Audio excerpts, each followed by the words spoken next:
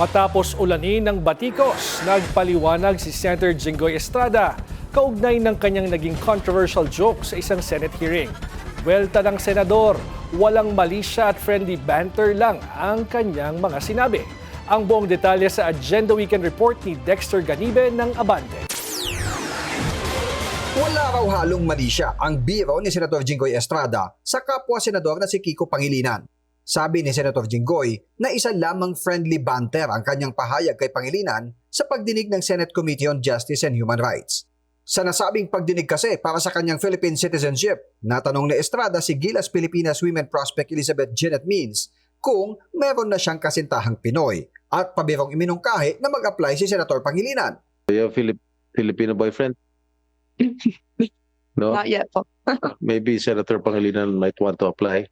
Pero sa pagdinig ding iyon ay mabilis na nagsorry si Jinggoy kay Sharon Cuneta na may bahay ni Senador Pangilinan na sinigundahan naman ni Senador Kiko. Sorry to kay Sharon. Gagalit yung command.